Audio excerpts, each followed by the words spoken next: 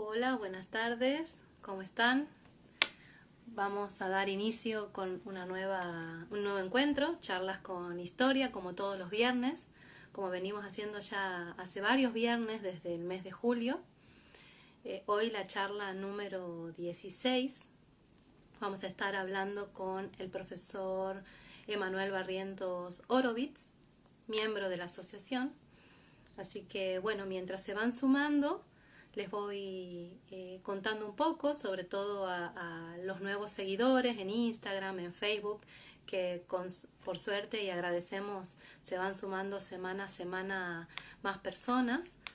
Este es un ciclo, un proyecto, parte de la Asociación Civil Santiagueña de Investigadores en Historia, un proyecto pensado para generar un espacio de difusión de investigaciones de los nuevos investigadores, proponer nuevos temas, sobre todo de nuestra historia local y regional, pensarlas, reflexionarlas, poner sobre la mesa nuevas perspectivas, nuevas miradas sobre estas investigaciones y bueno, Charlas con Historia pretende eso, ser un espacio de difusión y bueno, y poner en conocimiento y que lleguen a todos los rincones de las provincias estos nuevos aportes a la historia. Así que bueno, si se han perdido de alguno de los programas de Charlas con Historia, los invitamos a seguirnos en YouTube. Ahí subimos todos los programas, todos los vivos que hacemos los viernes. Están subidos del 1 al 15. Seguramente mañana va a estar subido el de hoy. Y en YouTube nos pueden encontrar con las siglas de la asociación, que es ACSIH Historia. Y en Facebook, que también subimos los enlaces de YouTube a Facebook, nos van a encontrar con el nombre de la asociación, Asociación Civil Santiagueña de Investigadores en Historia. Así en Facebook también pueden encontrar otros tipos de contenidos que vamos subiendo, de efemérides, ¿sí? Sobre todo relacionados con la historia local. Así que hecha la invitación, los invitamos a que se sumen, a que le pongan me gusta, que comenten, que nos sigan, que todo suma. Así que bueno, les voy contando que hoy vamos a estar entrevistando a uno de los miembros de la asociación. En principio, bueno, estas charlas han sido un poco difusión de las investigaciones de los miembros de la asociación, pero sin embargo vamos invitando a otras personas, a otros investigadores por fuera de la asociación y bueno, les voy a comentar después al final del vivo a quién tenemos de invitada el próximo viernes, ahí les voy a ir comentando. Ahora en esta oportunidad va a estar Emanuel Barrientos Horowitz, como les decía al principio, que ya lo voy invitando, y va a estar hablando él sobre agricultura y colonización en Santiago del Estero, 1890 a 1920, la experiencia agrícola de la colonia judía en Colonia Dora. Así que bueno, voy a invitar a Emma, así se suma a nuestro vivo y empezamos con la entrevista.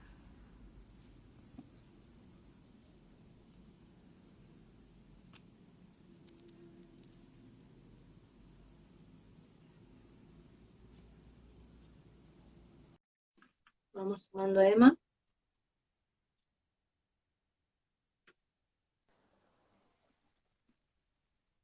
Hola, Buenas, ¿cómo ¿todo estás? bien? ¿Vos? ¿Todo bien, vos? Aquí andamos a la espera, toda la semana organizando la entrevista, molestando, mandando mensajes, así que bueno, llegó el día, Emma. Buen día, así que bueno, ansioso por un poco contarles sobre el trabajo de investigación que bueno, vengo desarrollando ya hace algunos años, así que contento de estar.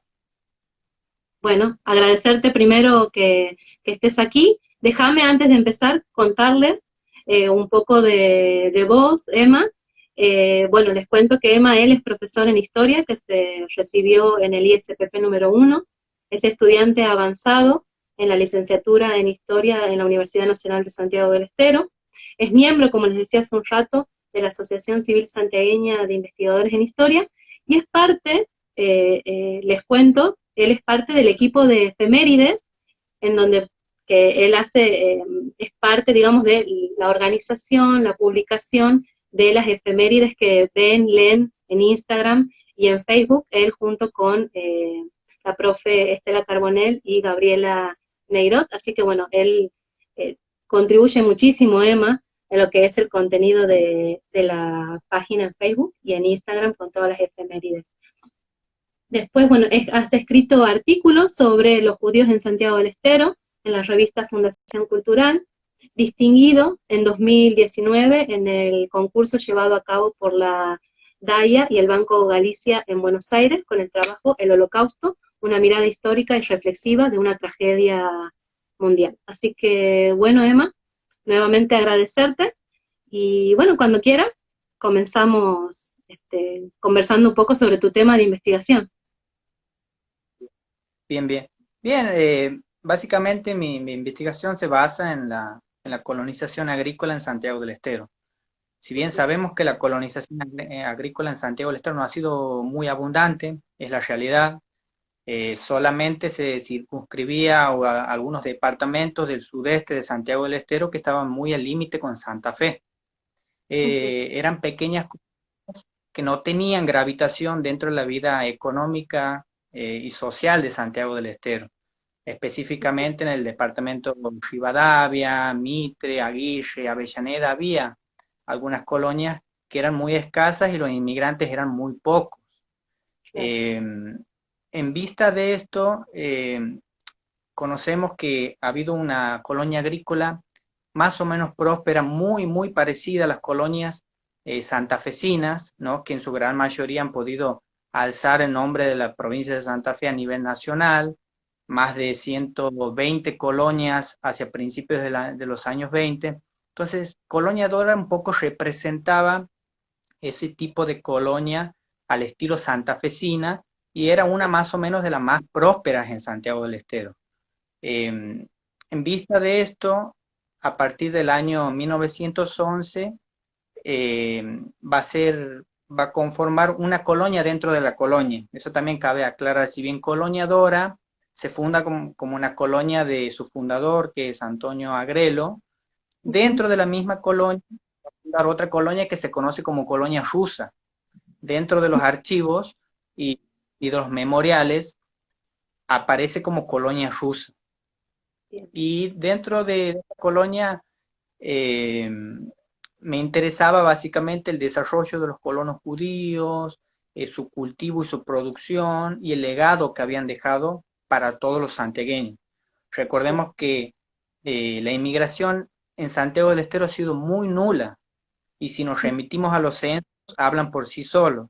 Santiago del Estero en el censo del 69 tenía 135 inmigrantes, en el censo del 95 tenía 2.000 habitantes y representaba el 1,7% de la población, y en el censo del 14 un poco se ve el fruto del trabajo agrícola y también del desarrollo de las ciudades especialmente, que la inmigración representa más o menos el 3,1% de la población. Claro. En ese sentido, la inmigración judía está detrás de la inmigración italiana, la española y la sirio-libanesa durante ese periodo. Este trabajo básicamente había surgido a partir de un primigenio trabajo que había desarrollado en el profesorado provincial, como la mayoría de los estudiantes comienzan, con relación a la inmigración, sobre los judíos en Santiago del Estero, ¿no? Un poco la dinámica de los judíos, la sociedad israelita en Santiago del Estero, pero a medida que iba desarrollando el trabajo, me he dado cuenta que la mayoría de los judíos que estaban en la ciudad de Santiago del Estero provenían de una colonia que se llama Colonia Dora. También por una cuestión familiar, ¿no? Tengo ancestros que están enterrados en Colonia Dora, ¿no?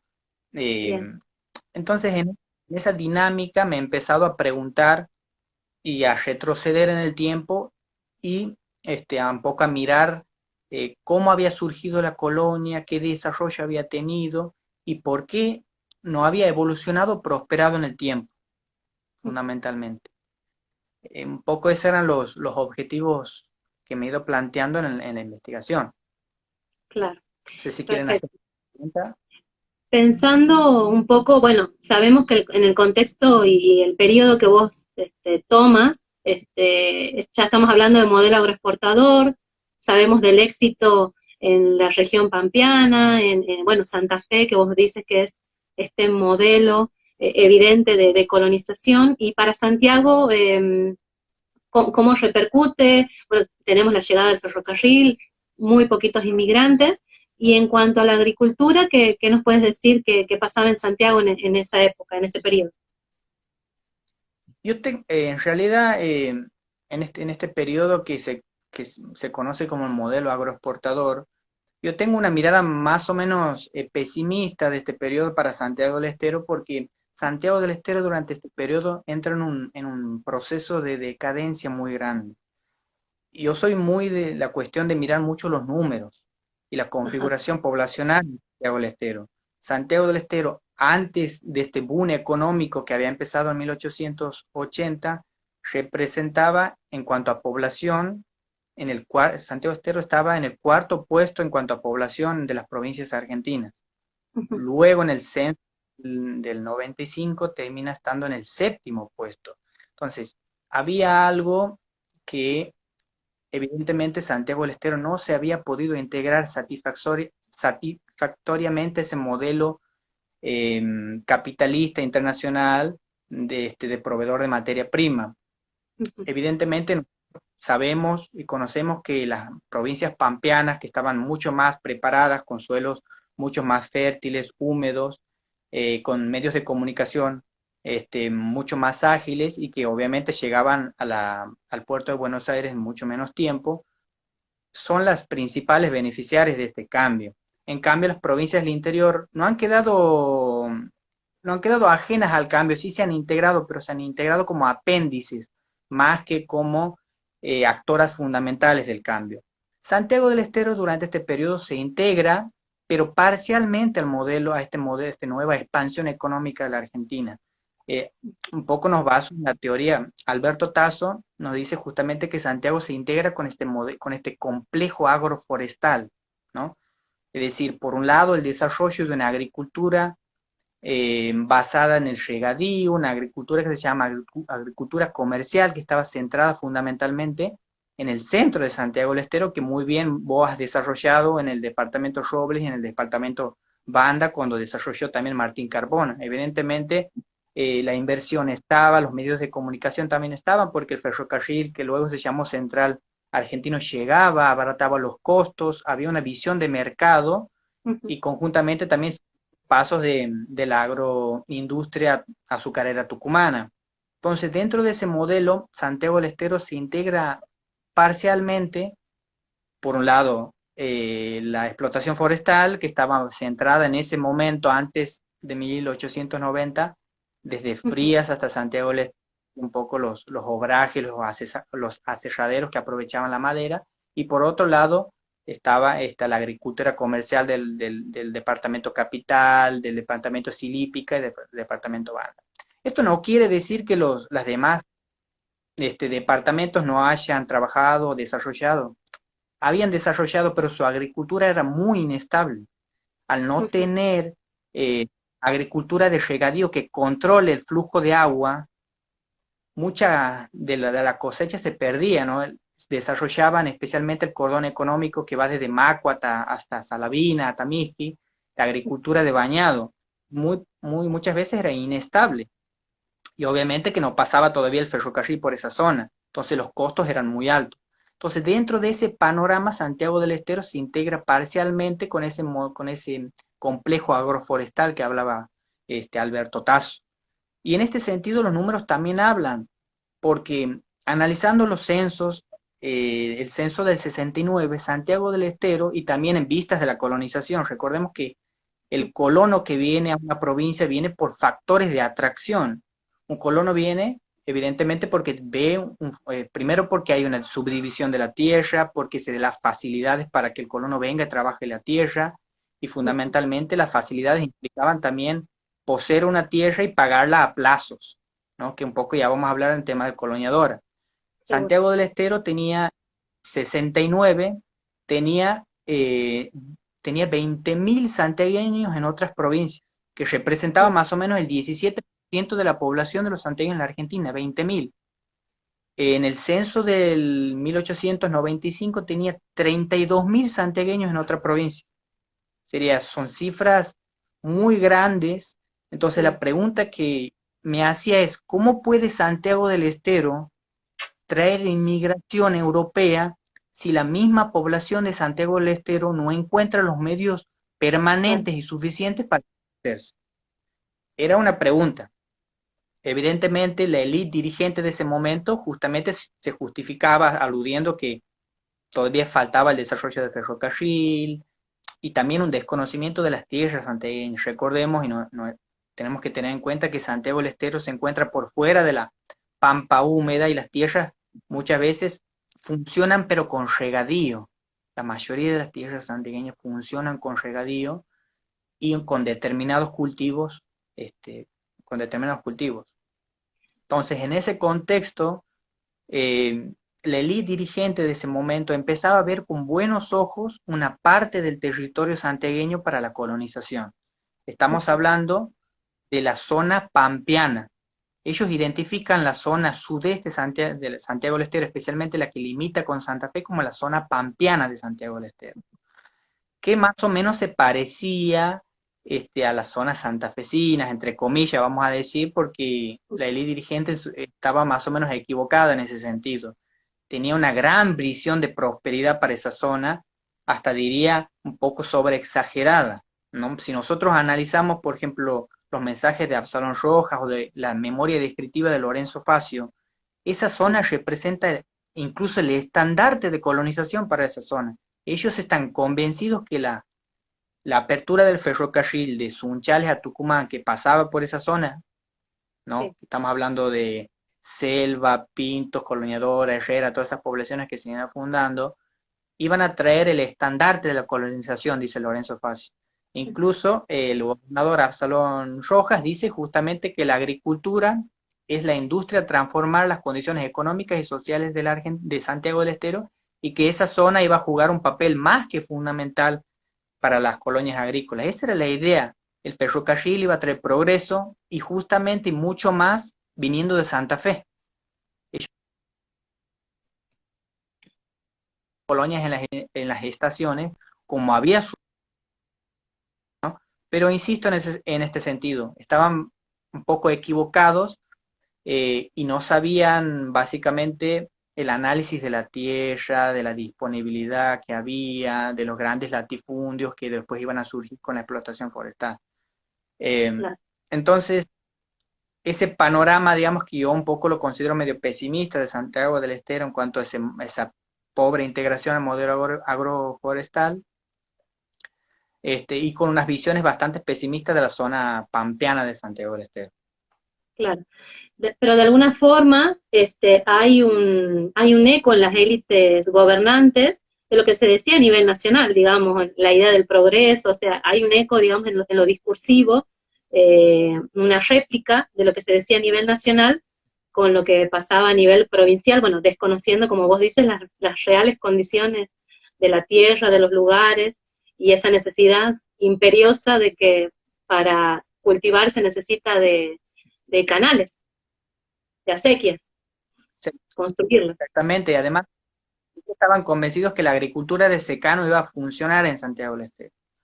Eh, pero bueno, el análisis después va terminando, y mejor dicho, la práctica iba a terminar básicamente descartando la idea de la fundación de las colonias en el sudeste de Santiago del Estero, que sí se han fundado colonias, ¿no? No quiere decir que no se hayan fundado, pero no a las expectativas que ellos creían, porque ellos Claro, incluso dicen en un momento, el progreso agrícola de las colonias agrícolas en Santa Fe está realizado.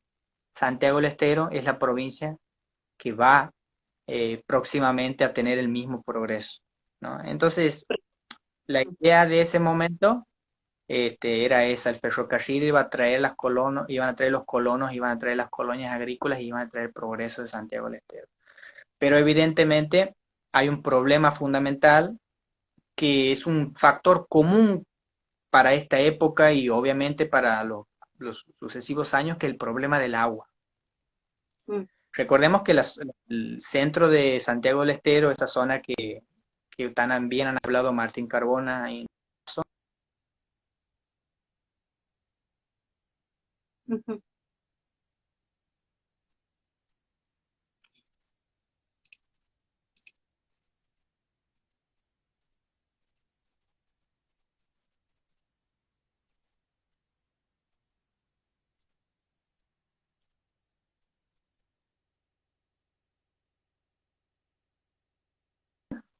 Emma, se cortó ahora un sí, ahora poquito.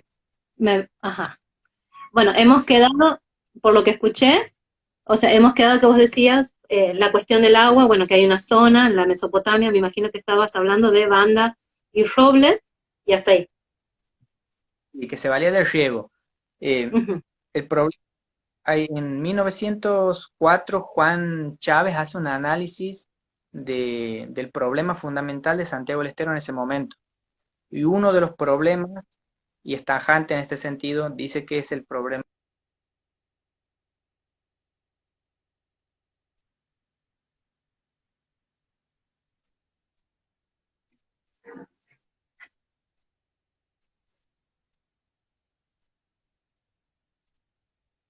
A ver, se ha vuelto a cortar.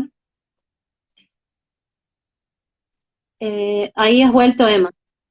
Estamos. No sé si quieres que cortemos aquí y volvemos a iniciar por las dudas, para continuar, digamos, ¿qué te parece?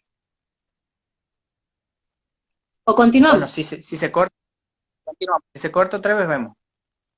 Dale, la tercera es la vencida. Dale. Vos decías que había un problema. Hay una cuestión ¿Qué ahí. era, qué era el problema, básicamente el problema hídrico de Santiago del Estero? Y no sé si ha llegado a esa parte de que Juan Chávez hace un análisis agrícola en Santiago del Estero y es tajante en ese sentido de decir que fundamentalmente el problema del agua era un problema más que acuciante para los santiagueños. Ahí está. Ujú. No sé si Sí, sí. quieres que hable un poco sobre lo que en definitiva terminó siendo la colonización en Santiago del Estero. Eh, un poco sobre el marco legal, porque, bueno, primero has hablado sobre lo discursivo, sobre qué decían los gobernantes en ese momento. Esas ideas se traducen un poco en leyes. ¿Cuáles son las leyes que marcan un poco este proceso? Justamente en vista de esa visión progresista que tenían de la Mesopotamia santiagueña, en el año 1889 se dicta la primera ley de colonias agrícolas, se llamaba. Fundamentalmente esta ley está basada en el incentivo a empresas colonizadoras que quieran asentarse en territorio santiagueño y en cuyos artículos uno de los fundamentales es la exhibición de impuestos, especialmente la de contribución directa, que era el gravamen que existía sobre la propiedad urbana y rural, y también Ujú. el impuesto, ¿no? Esta ley básicamente lo que era incentivar a la colonización privada, que se llama, ¿no? No Bien, así el gobierno comprometía a colonizar por sus propios medios, ni tampoco daba facilidades a los colonos. Esto tengamos en cuenta. ¿Por qué? Porque cuando Antonio López Agrelo se adhiere a la ley en el año 1909, justamente el boletín oficial remarca que la exhibición de impuestos no está sobre los colonos que arrienden o compren los campos, sino más bien sobre los campos de aquel que ha hecho la inversión agraria. Entonces, bien, en este sentido, el colono no tenía ningún beneficio, solamente el empresario que había hecho la inversión agraria, en este caso Antonio López Agrelo. claro. Luego viene un cambio de paradigma en el año 1914, ya nos remitimos un poco en los años, en donde un poco se quiere dar más facilidades al colono y la provincia de Santiago del Estero se suma al proceso colonizador porque pone a disponibilidad tierras fiscales para fundar colonias oficiales, que se llaman. Es decir, se Ujú. comprometía a fundar colonias de pertenencia de propiedad gubernamental, pero en definitiva no termina sucediendo nada, la verdad. Son leyes que Bien, no han tenido, digo, gravitación en la vida agrícola de Santiago del Estero. Eh, Algunas colonias que podemos mencionar en este proceso colonizador son pequeñas colonias que fundan la colonizadora argentina de Tristán Malbrán y Casares, en el sudeste santiagueño, en el departamento Rivadavia especialmente. Fundan algunas colonias como por ejemplo la colonia Selva, la colonia Alpina, la colonia McKinley. eh, Esas son pequeñas colonias de la colonizadora argentina que no duran muchos años. La colonizadora argentina después se disuelve. Si bien estas colonias habrán tenido menos de 100 habitantes, especialmente italianos y españoles, con agricultura de secano, eran colonias muy pequeñas y, como les digo, no han tenido mucha gravitación dentro del panorama de colonización en Santiago del Estero. El proceso colonizador no ha llegado a tener un impacto tan grande, solamente en el departamento Rivadavia, que era el departamento colindante a San Cristóbal en la provincia de Santa Fe. Claro. Y Incluso la fundación de Selva, cuando mandan a subdividir el territorio, no lo mandan al gobierno de Santiago, lo mandan al gobierno de Santa Fe. claro, Entonces, eh, muy probablemente ellos no sabían que la colonia estaba fundada en territorio santiagueño. Obviamente que la disputa, después se van a dar algunas disputas de territorio porque las provincias ambas catastraban los mismos territorios, a veces fronterizos, se dan algunas cuestiones judiciales. Incluso Agrelo también tiene un problema judicial con algunas tierras porque él también era uno de los empresarios agrarios que tenían grandes tierras en el norte santafesino, que por cierto, cabe aclarar esto, no eran tenidas en cuenta por el gobierno santafesino para la colonización. Las provincias de los departamentos santafesinos, San Cristóbal, 9 de Julio, eran ujú, marginales para el colonizador en Santa Fe. Y sin embargo, en Santiago del Estero, los departamentos colindantes a estos se creía que eran el porvenir. claro, Si, por ejemplo, Ezequiel Gallo, cuando analiza el proceso colonizador en Santa Fe, analiza el centro de Santa Fe y el sur de Santa Fe, que es donde están las mayorías de las colonias. El norte santafesino seguían los campos con grandes territorios que no habían sido subdivididos todavía. Eran tierras marginales para la provincia de Santa Fe. claro. Y vos, bueno, en tu investigación estableces esto de que Colonia Dora es la más exitosa dentro de todas las colonias que ha habido en Santiago del Estero. Casualmente, esta semana, el miércoles, corregime, ha cumplido 120 años Colonia Dora, ¿verdad? ¿Miércoles puede ser?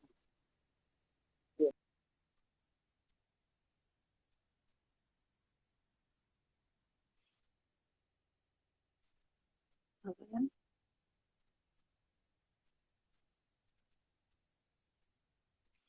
ténganos paciencia. Emma, ¿me escuchás? El miércoles justamente ha sido que cumplió 120 años. Bien. Y bueno, Sí. contanos un poco, tiene que ver con el origen, cómo surge Colonia Dora. Bien, la que más analiza los primeros años de Coloniador es María Mercedes Ten, tiene un artículo que se basa fundamentalmente en las fuentes periodísticas del Diario Liberal, que en este momento no estamos en condiciones de acceder. Eh, Ujú, ¿Cuál era básicamente la innovación de esta colonia? En primer lugar, en Santiago del Estero, la mayoría de las tierras que se encontraban en esa zona y en el Chacualamba que se conocían, se dedicaban a la industria forestal, la sí, mayoría. Santiago del Estero vendía y enajenaba tierras en función de los flacos bolsillos que tenían de los presupuestos anuales, eh, y enajenaba las tierras. Eh, entonces, encontrar a un inversor agrario que ya venía con una visión colonizadora en Santa Fe y que haya hecho una inversión de 800.000 pesos nacionales, que no era poco, y a partir de la construcción de diferentes canales derivadores del salado, que son 4, 4 canales. Dos en realidad derivan directamente del Salado y otros dos derivan del canal Rams, que se conocía en ese momento. Son 4 canales que más o menos tenían una dimensión de 70.000 kilómetros, sí, 70.000 kilómetros, y que llegaban 12.000 hectáreas. Era una inversión bastante grande en un panorama general en donde la actividad forestal predominaba, ¿no?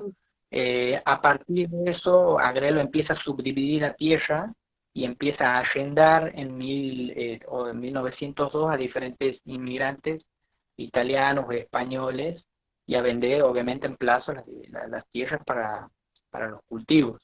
Entonces, a partir de ese momento, eh, Antonio López Agrelo y José María Lastra, que en definitiva va a ser el que se asiente en Colonia Dora y que administre la colonia, iban a dar una prosperidad bastante sostenida en el tiempo, con una cultura más o menos estable de maíz, alfalfa.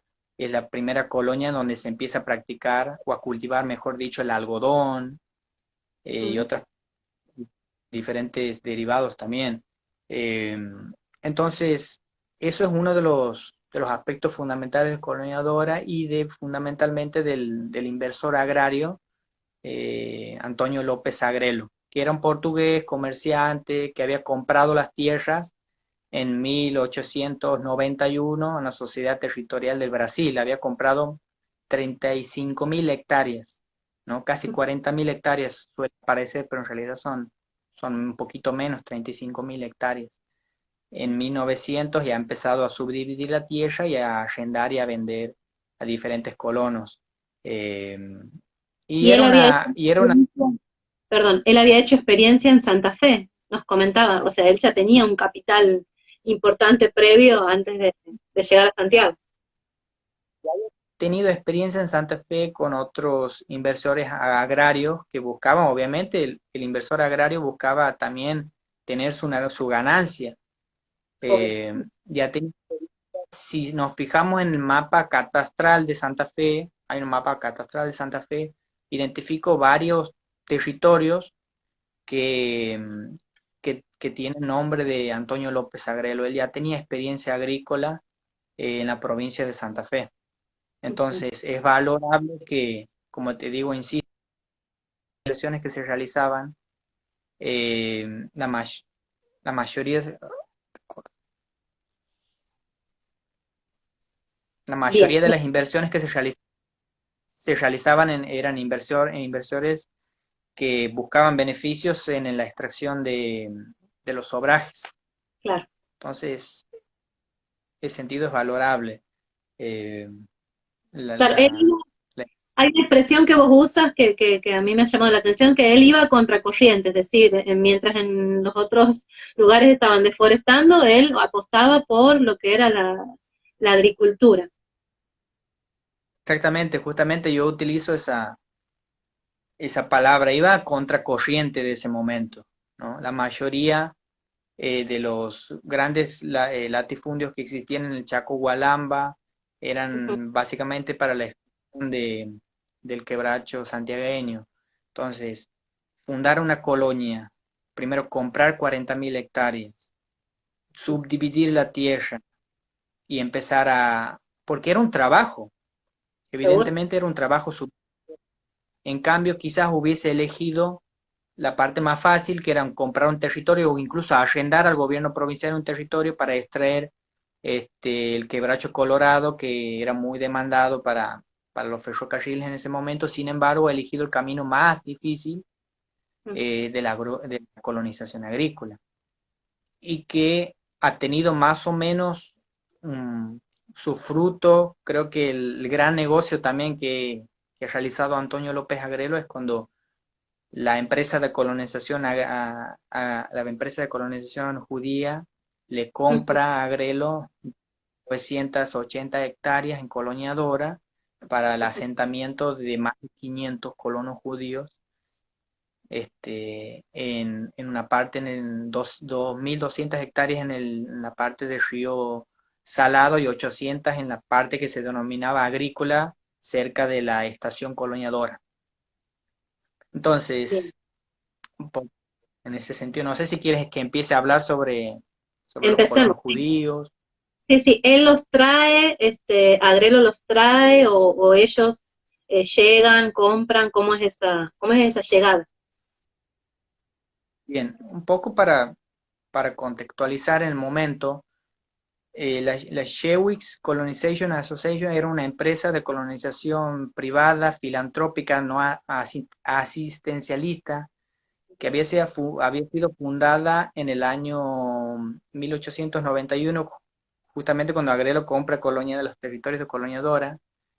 Su fundador era el barón de Shears, era un judío nacido en Alemania, que a medida que pasaba el tiempo ha ido amasando una fortuna a partir de la inversión en ferrocarriles, tenía una familia que tenía un título nobiliario, Jacob Scheer había obtenido un título nobiliario que era bastante avanzado para la Europa de ese momento que un judío tenga un título nobiliario. Había fundado esta empresa colonizadora con fines muy específicos. La empresa colonizadora quería fundamentalmente colonizar judíos en la Pampa Argentina o en las llanuras argentinas para el establecimiento de judíos agricultores. Ese era fundamentalmente el objetivo. ¿Pero por qué? Era básicamente porque quería rescatar a más de 5 millones de judíos que se encontraban en ese momento en el Imperio Ruso, en una zona que se llama zona de residencia, en donde eran básicamente víctimas de diferentes restricciones, ¿no? Recordemos que en este momento ya empezamos con otras nociones, quizás una noción que nosotros conocemos como antijudaísmo. El Imperio Ruso había creado una zona de residencia para casi 5 millones de judíos, donde obviamente las restricciones iban desde el acceso a la educación, del acceso a la tierra, de la prohibición de asistir a las universidades, de la prohibición de ejercer determinadas actividades como por ejemplo la abogacía. Entonces los judíos de la zona de residencia estaban pasando momentos muy acuciantes y el barón de Sheer, en su visión filantrópica, no podía estar ajeno a todo lo que le sucedía a sus correligionarios. En este sentido, suceden otros hechos importantes que son también la muerte de su hijo Lucian Shears, que también le permite al barón de Shears no tener herederos de una gran fortuna que había amasado. Mm, Entonces, se habían conjugado varios elementos. Por un lado, el claro. sufrimiento de los judíos, por un lado, el sufrimiento de los judíos en el Imperio Ruso, por otro lado, una fortuna que no había de herederos, y por otro lado, su sentido filantrópico. Entonces, la Argentina se presentaba como uno de los territorios fundamentales para este proceso colonizador de sacar a gran escala. En un principio él pensaba una colonización a gran escala, sacar millones de inmigrantes judíos del Imperio Ruso y instalarlos en la Argentina como colonos que trabajen la tierra. Esto también es importante destacar porque también va a tener cierta incidencia en la Jewish Colonization Association, en la empresa fundada por el barón de Shears. La cuestión de la productivización del judío.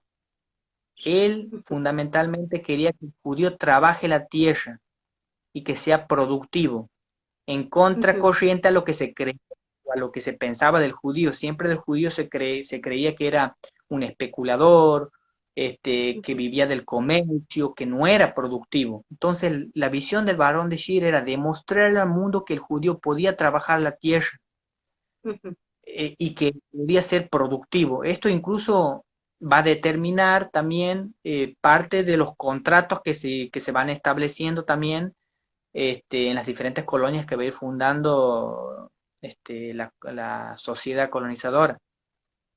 Esa era la idea principal. Bueno, va fundando diferentes colonias en Buenos Aires, en Santa Fe, fundamentalmente en Entre Ríos, Mauricio, Moncesville, que es una historia larga la de Moncesville también. Eh, pero algo para destacar también en este sentido, que también va a tener gravitación en coloniadora. La mayoría de las colonias fundadas por esta asociación estaban por fuera de la pampa húmeda, por una simple razón. el colono tenía que pagar las tierras. Y si la empresa colonizadora compraba en la pampa húmeda, que eran tierras muy caras, el colono Ujú. no podía pagar una vez instalado. Entonces, la mayoría de las colonias están fundadas por fuera de la pampa húmeda, Santiago del Estero, eh, la parte norte de Santa Fe, que se funda Moncesville y Montefiore, que estaban por fuera del panorama de las tierras fértiles dentro de la pampa húmeda. Entonces tenía que haber un equilibrio. Por un lado, tierras que el colono pueda pagar, pero por otro lado, las dificultades de manejar una tierra que muchas veces no era del todo productiva. Entonces ese Claro. equilibrio se ha visto también interpuesto en una fase de la historia de la empresa colonizadora en Argentina, ¿no? El colono necesitaba una tierra barata para que la pueda pagar, pero por otro lado esa tierra muchas veces, porque muchas veces es productiva.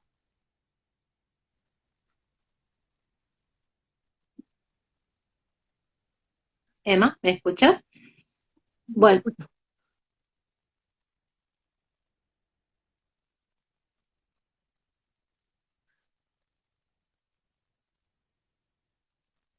Sí, te escucho.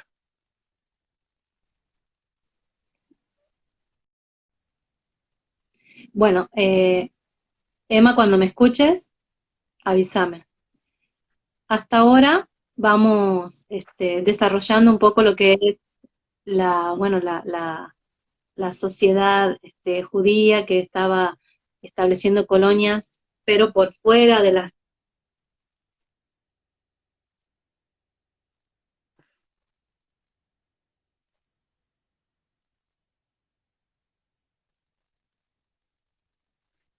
Sí,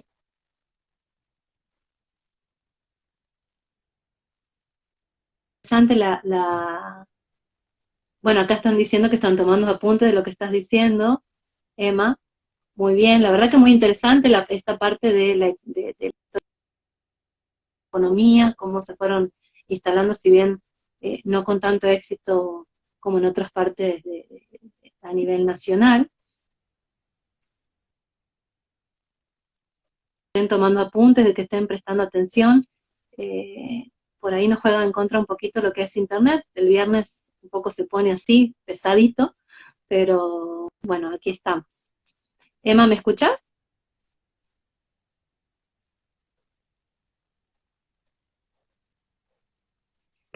Emma, ¿me escuchas? ¿me escucha vos? Sí, yo sí te escucho.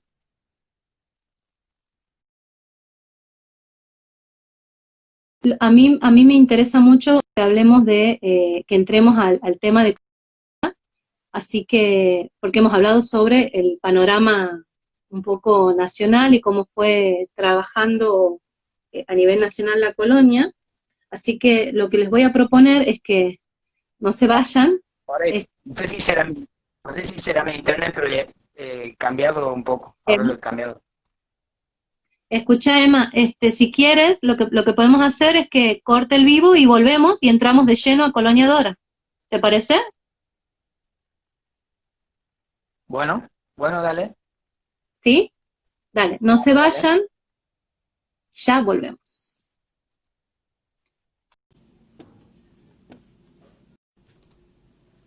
Bueno, volvemos a la segunda parte de la charla que veníamos teniendo con Emma, muy interesante, sobre todo del accionar de esta asociación judía que estaba mencionando él, con esta idea filantrópica que nos estaba contando de traer judíos que estaban pasando por una situación de discriminación y de postergación en Rusia.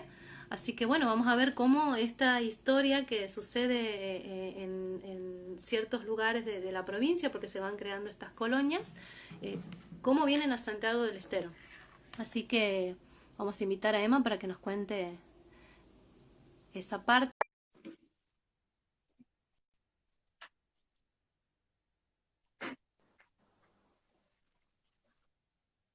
Emma, Sí, está- estamos. Bien, bueno, a mí me gustaría ya que entremos de lleno a Colonia Dora y cómo esta asociación, ¿verdad? Traen a los colonos y se instalan en Colonia Dora, cómo es su aporte, cómo es ese proceso. Justamente una parte, dentro de la historia de la empresa colonizadora, habían sucedido diferentes hechos que habían principalmente abarcado la mayoría de las tierras disponibles con los colonos, ¿no? En el año 1910 la empresa colonizadora, en su presupuesto del año 1910, estaba buscando nuevas tierras para colonizar, nuevas chacras para colonizar. En ese sentido, se había propuesto hacer una prueba con tierras para la agricultura intensiva, es decir, lotes que iban de 25 a 30 hectáreas, que no eran las hectáreas que usualmente se colonizaban. Usualmente las hectáreas que colonizaba la empresa colonizadora, la Jewitz, en ese momento eran de 50 a 75 hectáreas. Entonces, en ese momento, eh, López Agrelo le ofrece a principios del año 1911 40.000, más o menos dice los datos, más o menos 40.000 hectáreas para la colonización intensiva, justamente con riego, le ofrecía con riego. Luego de varios estudios realizados por agrónomos de la misma empresa colonizadora, el 11 de julio del año 1911, el director David Cases de la Jewitz y Antonio López Agrelo realizan la compra de 2.900 hectáreas en Colonia Dora. Eh, es un documento que lo pude encontrar en el rastro de la provincia, en el registro de la propiedad. Detalla cada lote y las hectáreas que tenía cada uno de los lotes de la nueva colonia rusa en Colonia Dora. Justamente esta primera compra iba a proyectar otra compra mayor, pero la empresa colonizadora no la ha comprado fundamentalmente por el problema que también venimos destacando, el problema del agua. Agrelo en la compra-venta de Colonia Dora no consignaba si en realidad le iba a proveer agua a los diferentes colonos que se iban a instalar, porque Antonio López Agrelo tenía varias denuncias judiciales porque le prohibía el agua. Ya es caso común tanto en lo que vos has desarrollado como lo que Martín desarrollaba, la cuestión de los regantes. Antonio López Sí. Agrelo tenía varios judicializados con los mismos colonos que les prohibían el agua, en cambio hacía llegar, por supuesto, el agua hasta sus campos. Entonces, uno de los puntos fundamentales para que la empresa colonizadora no compre las demás 30.000 hectáreas ofrecidas fue ese, determinando que Colonia 2 sea la colonia más chica de la ICA, que se denomina la empresa colonizadora de judíos en la Argentina. Terminó siendo la más chica por ese punto fundamental, y gracias a Dios, si se quiere, o gracias al presupuesto de la empresa colonizadora, no ha comprado más hectáreas porque la experiencia colonizadora ha sido un fracaso. Eh, Ha sido un fracaso porque he podido armar una serie de datos demográficos y de producción de Colonia Dora que van desde el año 1911 al año 1921, ¿no? Ahí más o menos puedo destacar y ver los colonos que se habían instalado, a qué se dedicaban, a qué producción se dedicaban, y he podido identificar las dificultades más acuciantes que han tenido para que esta experiencia colonizadora sea un fracaso. No quiere decir que las demás colonias de la Jewett hayan sido prósperas, también han tenido sus problemas, eh, pero en este caso puntual la baja de colonos ha sido muy importante. Recordemos que en el año 1911, cuando se compra las hectáreas, había 800 hectáreas que estaban, eran 5 facciones, eran 6 facciones, perdón, 5 estaban en lo que se denomina la zona agrícola, cerca de la estación Dora, y había 2.200 hectáreas junto al río Salado, más cerca de Añatuya que de Colonia Dora. Ujú. Los primeros que se empiezan a instalar son en esta zona agrícola, se instalan 65 colonos, luego del desmalezamiento, de la construcción de las casas y por supuesto de los galpones para el almacenamiento del alfalfa y del maíz.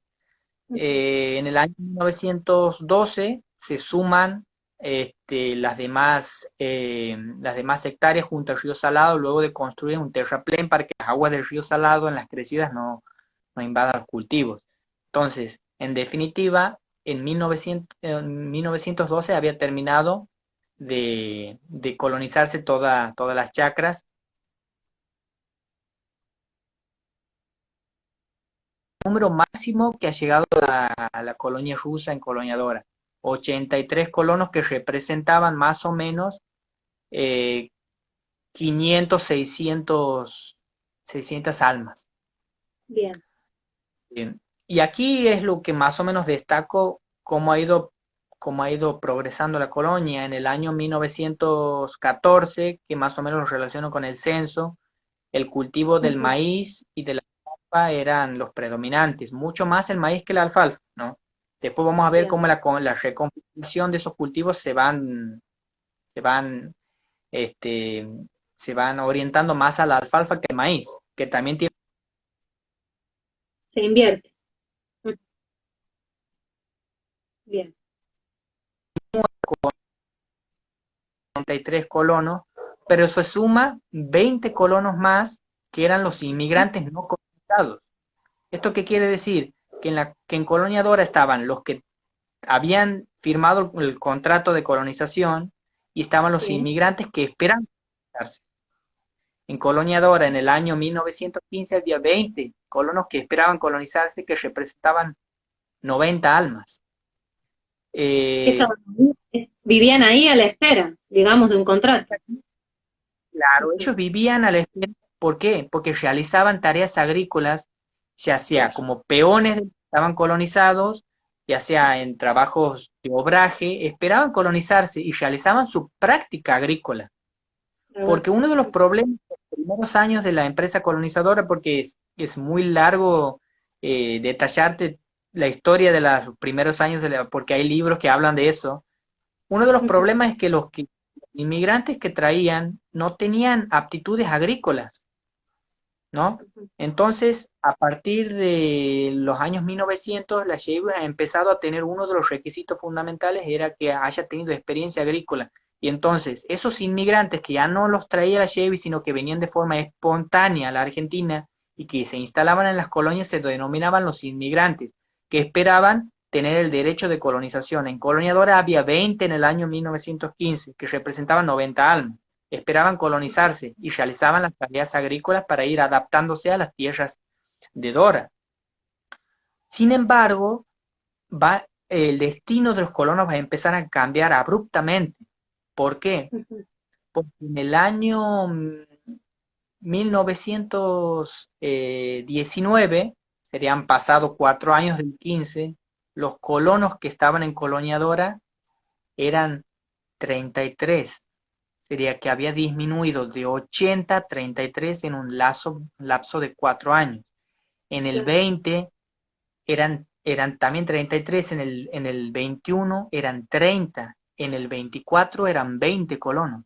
Entonces, en Ujú. un trayecto casi de 10 años, ha habido una deserción de los colonos que han abandonado las chacras. Y vos me preguntas, a ver, la pregunta fundamental, ¿por qué en el trayecto de 1915 al 20 y al 21 se van más de la mitad de los colonos de Colonia Ujú. Dora?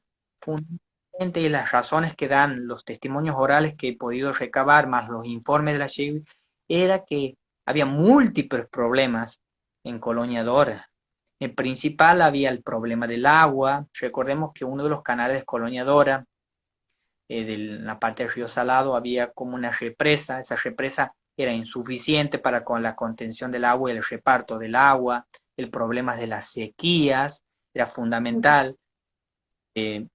Otra cosa, se me van ocurriendo cosas de la historia porque en el año 1912 la empresa colonizadora pide adherirse a la ley de colonias agrícolas del año 1989 que te he comentado. De esa forma, todos los territorios de la Yewis en Colonia Dora no pagaban con impuestos de contribución directa. Y eso es renovado nuevamente en el año 1922, o sea, 10 años después es renovado.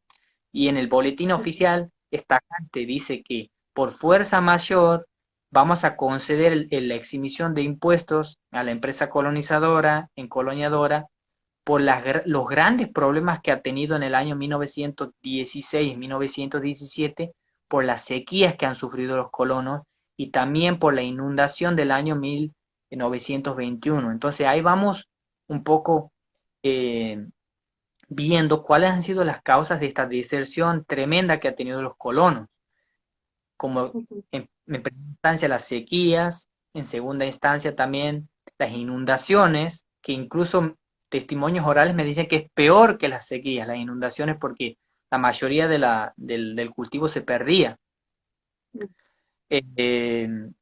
Entonces, en este contexto, sucede algo también muy grave porque en el año 1919 se van 50 familias de Colonia Dora. Abandonan la colonia. ¿Por qué? Porque las tierras, hacían alusión, eran improductivas, eran salobres en muchas. Las sequías y las langostas fundamentalmente. Las langostas eran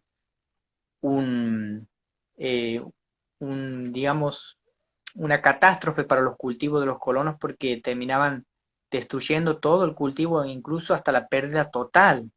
Y en este contexto, los colonos tenían que ligar año a año con las diferentes cuotas que debían pagar. Recordemos que el contrato de colonización, eso también es cosa que hay que desarrollar, que por el tema del tiempo no te lo puedo desarrollar, era una promesa de compra. El colono no se hacía con el título de propiedad inmediatamente, era una promesa de compra a pagar, dependiendo de la colonia, entre 14 y 20 años en anualidades. Entonces, si el colono no producía, el colono no podía pagar la cuota anual y no podía pagar la cuota, se tenía que ir de la colonia. Entonces, en el año 1917 sucede algo muy característico que es en Colonia Dora, que es una especie de sedición de los colonos. Los colonos piden en un telegrama digamos, a la sede central en Buenos Aires que le den otras tierras porque esas tierras no eran productivas. Desde Buenos Aires no se les contesta nada. Van a la administración de la colonia y se da un choque muy fuerte entre los colonos y el administrador. El administrador llama a la policía y se suceden un choque de fuerzas que muchas veces han implicado la violencia. Esto da pie para que intervenga Enrique Dickmann, el socialista, que tenía incidencia en Colonia Clara, en Entre Ríos. Enrique Dickmann interviene y termina dando la razón a los colonos. Gran parte de las tierras no eran para cultivos intensivos, sufrían las langostas, eran salobres, incluso no se podía encontrar agua, solo 4 o 5 pozos. Tengo datos orales de descendientes de esos inmigrantes que venían en Colonia Dora que dice que no podían encontrar agua y que se tenían que ir, no había agua potable. Claro. Entonces, obviamente que sí había otras chacras que eran un poco más benévolas en ese sentido, pero en esta mayoría de las chacras, especialmente en la facción 6, que estaba junto al río Salado. Entonces, todas estas causas habían determinado que los colonos abandonen la colonia. Y también la reconfiguración productiva también es algo para destacar. Yo te había mencionado que el principal cultivo era el cultivo del maíz y después viene la alfalfa. A partir de los años se iba a dar una reconfiguración, se iba a empezar a cultivar más la alfalfa que el maíz. Y la pregunta es ¿por qué? Porque la alfalfa resistía mucho más al ataque de las langostas, se recuperaba más, era un producto muy codiciado porque se lo podía utilizar para alimentar el ganado, se lo podía disecar y vender también, o pues se lo podía disecar, secar y enfardar, mejor dicho, para años posteriores, y también se podía comercializar Era la más bien, semilla. Era mucho. Resistía más la langosta, tenía raíces más profundas. Esto permitía una recuperación mucho más óptima que el maíz. El maíz, incluso se podían hacer hasta 6 o 7 cortes anuales. El maíz va perdiendo preeminencia en el cultivo agrícola en Colonia Dora, y se va también a practicar con el maíz amargo durante la década del 20. Entonces, vemos cómo los colonos eh, van abandonando la colonia por estos problemas eh, de la infraestructura, de la sequía, de la falta de agua potable, que es un poco el problema de la agricultura en general en ese momento. bien. Todos estos factores que tienen en contra, vos haces un periodo de hasta 1920, ¿verdad? Vos no has ido más allá de ese periodo, siguen habiendo o viven allí descendientes, dices vos, de la comunidad judía en Colonia Dora, han permanecido en el tiempo en Colonia Dora, ¿qué sabes de eso? Va ocurriendo otra cosa, sí. A ver, yo tomo ese periodo porque es un periodo que va a condicionar la vida del colono judío Mm, en ese momento. Pasar de 83 colonos, más de 500 de población, a tener en el año 1924 20 colonos, ¿no? Era un cambio muy importante, lo cual no quiere decir que la mayoría se hayan ido, ¿no? Eso también es otro tópico también para desarrollar, pero por el tema del tiempo no podemos desarrollar. Varios colonos tenían su título de propiedad porque habían comprado directamente a Agrelo ujú, la chácara. Entonces, no bien. tenían que pagar a ya tenían su título de propiedad. Incluso Agrelo las ofrecía más barata que las Ujú, que ofrece la empresa colonizadora. Entonces, muchos colonos van y trabajan la tierra, incluso tienen su título de propiedad en las tierras de Agrelo. claro. Yo tomo ese periodo porque se da todos estos conflictos sobre el tema del agua, sobre el tema de las cuestiones climáticas, incluso hay testimonios que para ahuyentar la manga de langosta se salía a tocar, a hacer ruido, ¿no? Con Ah, palos. ujú, Eso es muy característico, lo he visto muchísimo en los testimonios que he podido recabar. eh, ujú, Sobre el tema de la manga, el tema de la invasión de la manga de langostas. Eh, Después de ese periodo de los años 1920 en adelante se da una cierta estabilidad. ¿Por qué? Porque ¿qué hace la empresa colonizadora? Baja el precio de la hectárea, ¿no? Baja el precio de la hectárea para que haya nuevos colonos que se quieran colonizar o hijos de colonos. Entonces pasa un periodo de estabilidad la colonia del año 1920 hasta el año 1950, que es donde empieza la empresa colonizadora a dar sus títulos de propiedad. ah, bien, Es como, la conclusión es esta: el contrato era un contrato, una promesa de compra, en donde el colono tenía que pagar por la tierra que estaba colonizando, tenía que pagar por el precio del establecimiento del colono. Es el colono tenía que tener casa, tenía que tener galpón, tenía que tener animales y tenía que tener semillas. Ese, eso le da a la empresa colonizadora, que más o menos en colonizadora representaba 3.000 pesos. Entonces el colono tenía que pagar por la tierra, por los 3.000 pesos, más su interés de 4% anuales. Entonces eso también era la lucha que tenía el colono. El colono veía que la tierra no era productiva y además tenía que pelear con el administrador, que todos los años le cobraba la cuota. claro. Eh, Bien. durante, y concluyendo en este sentido, vos me preguntas, Ujú, ¿quién ha tenido los títulos de propiedad? En definitiva, en Colonia Dora, ¿cuáles han sido los colonos que han accedido a los títulos de propiedad? Más o menos 10 colonos han podido acceder a su título de propiedad, que han sido dados durante los años 50 y 60. Tengo la lista de ujú, todos los colonos que se les ha dado el título de propiedad. Entonces, vemos cómo el saldo es negativo, porque de haber 83 colonos, solo 10 tuvieron su título de propiedad. Y estos fueron dados cerca de 20 hasta 30 años después de ser colonizados. claro. Y esos títulos de propiedad, o sea, ¿los recibieron las personas que habían llegado originalmente o ya eran sus hijos, su familia? Algunos han sido dados a los propietarios, sí. a los que realmente habían colonizado, más quizás en la década del 20.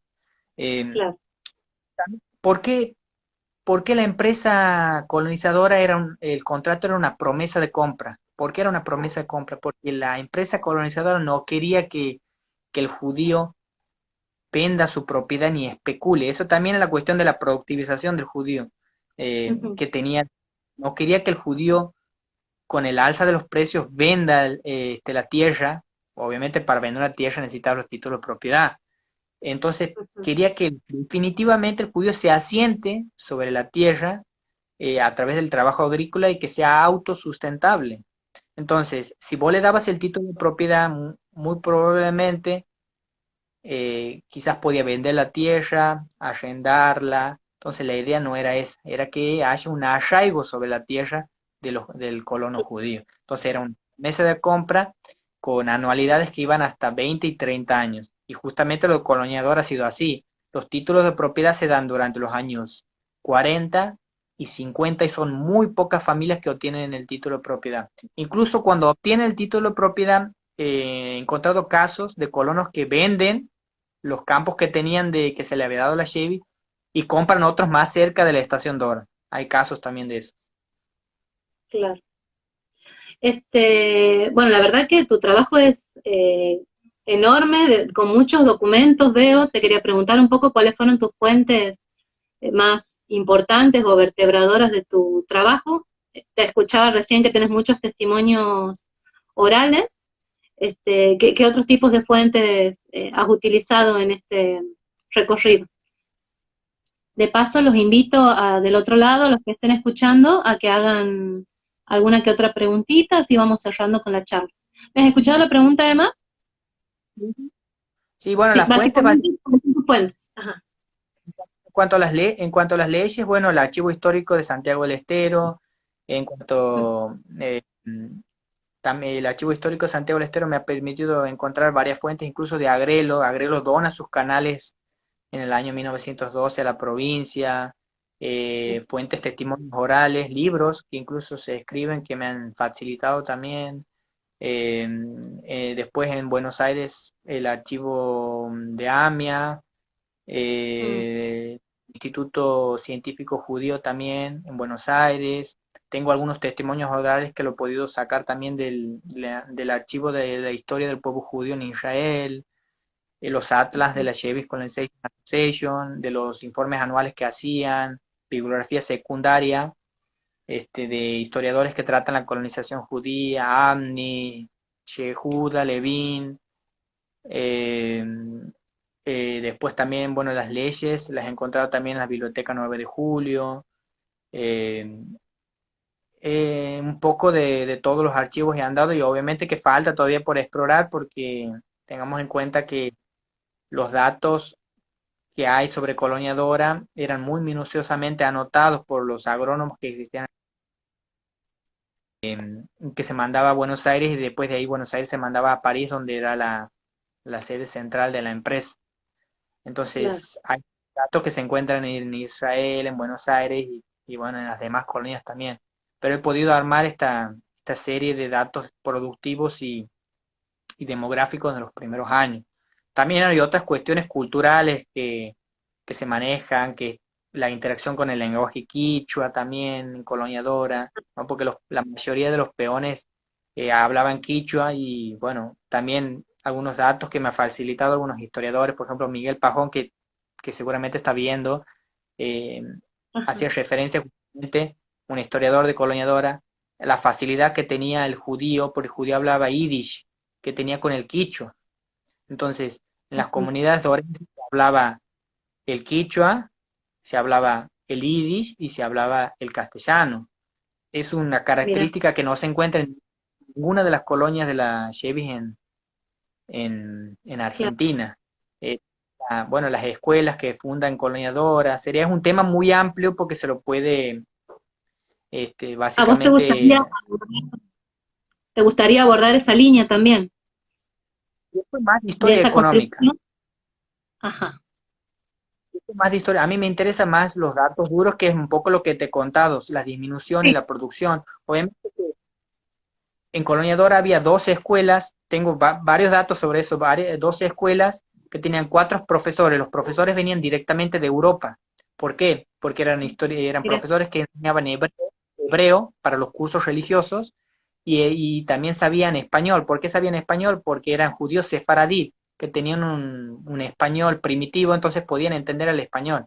Entonces, las colonias judías habían armado todo un aparato para que el colono se pueda asentar, que incluía cursos religiosos, incluía escuelas, que después esas escuelas terminan pasando a la provincia, ¿no? bien. Y Eh, esta temática no ha sido abordada todavía, así que podría ser tomada por sí, alguien que le interese.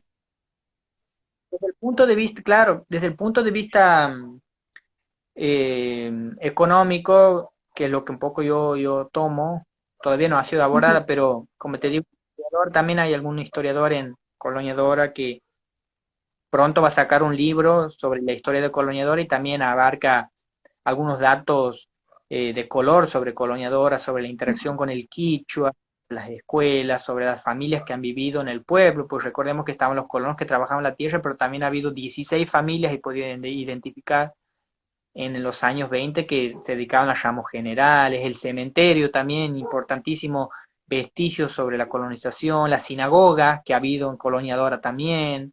También otra cosa para destacar, que también por el tema del tiempo no lo podemos hablar bien, pero Colonia Dora ha tenido la primera cooperativa agrícola de Santiago del Estero, que se llamaba Ah, el Progreso Agrícola, ¿sí? El Progreso mira, Agrícola porque judíos han sido los pioneros en las cooperativas.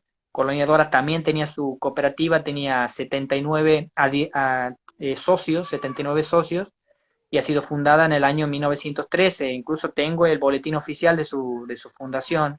No ha durado mucho tiempo, la verdad, que por el tema bien. de lo que los colonos se han ido, este, no No ha había podido. socios, Ujú. claro, pero mucho potencial, se llamaba el progreso agrícola. Bien, yo te voy a dejar descansar un poquito, toma agua, Emma. Voy a leer un poco los comentarios. Bueno, Jime, que dice tremendo trabajo, Emma, felicitaciones. Pajón 68 dice, Agrelo dona los canales en realidad porque no podía mantenerlos, estaban en ruinas, y en la donación estipulaba que debían ser beneficiarios primero del sistema de riego que donaba.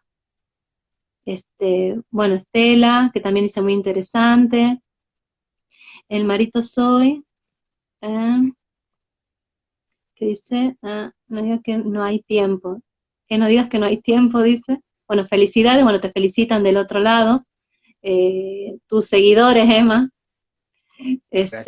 Así que, bueno, la verdad, tremenda investigación, enorme, y bueno, y además te falta en este recorrido que has iniciado hace unos años en el profesorado. Un poco el camino de la investigación es así. Se empieza por una cosa y empezás a encontrar y bueno, te lleva por diferentes caminos. Sí. Algo como para cerrar, alguna conclusión en cuanto a esta temática en relación a los judíos, a Colonia Dora. Y no, bueno, básicamente destacar también que la experiencia agrícola en Santiago del Estero, especialmente con los colonos judíos, han sido una realidad. Lastimosamente no ha sido del todo fructífera, como he podido comprobar de los datos. Sin embargo, eh, los vestigios están, los, vamos a decir, los ancestros, mejor dicho, la descendencia que ha dejado muchas veces busca datos sobre los colonos judíos en Colonia Dora, gente que vive en Israel, en Estados Unidos, en la misma Argentina, busca datos sobre cuál ha sido la experiencia, busca a sus parientes también, pero bueno, la agricultura evidentemente santiagueña no ha podido cobijarlos del todo, si bien es cierto que ha habido, como te he comentado, un grupo de 10 familias que ha obtenido el título de propiedad y que ha podido prosperar, otros tantos, la experiencia es muy mala, he podido leer algunos comentarios o testimonios que dicen que evidentemente la colonización en Colonia Dora los ha ido a colonizar en medio del monte, Ujú, abandonados. claro. Entonces recuerdo de aquellos que se han ido no es muy bueno sobre Colonia Dora. Sin embargo, de aquellos que se han quedado y han prosperado, incluso voy remitiendo un dato rápido, Sí, algunos no se han querido ir, no se han querido ir por respeto a la empresa colonizadora y por respeto a la figura del barón de Shields. claro. He Porque leído, ha habido de alguna sobre forma los había salvado, los había traído, esa era la idea, esa ¿verdad? definitiva había Ujú. traído. Y bueno, hay varios conflictos para analizar, los conflictos con los cobradores de las anualidades, este, pero bueno, es un tema que lo dejo hasta 1920 por los datos que poseo. Claro, Quizás si tengo más datos, puedo conseguir más archivos, quizás lo pueda extender, pero en definitiva, como te digo, 83 colonos, 1911, solamente 10 tienen su título de propiedad durante la década del 50 y 60. claro. Bien, bueno, Emma, muy interesante tu investigación. La verdad que te comprometo al año que viene, cuando volvamos con el ciclo de charlas, a que, bueno, nos traigas otro tema, quizás amplíes esta investigación o ver otro periodo, bueno, para que nos cuentes un poco más de aquello que haya quedado colgado hoy, podemos retomarlo el año que viene. ¿Qué te parece? Buenísimo, dale, buenísimo, gracias, gracias por la entrevista, gracias por permitirme contar la historia agrícola de los primeros años de los colonos, así que bueno, un gusto estar con ustedes. No, bueno, agradecidos nosotros desde el equipo, que hayas aceptado, que estés, que te hayas tomado tu tiempo.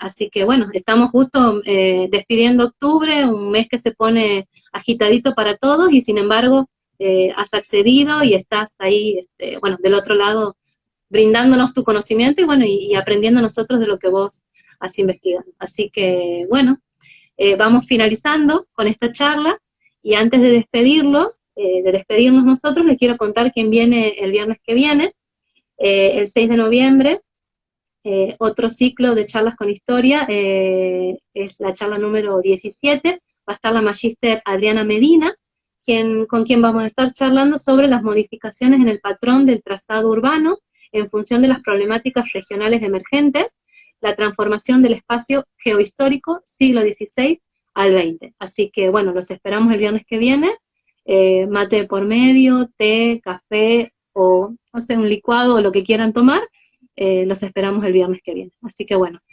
nos vemos, Emma. Muchas gracias. Chao a todos.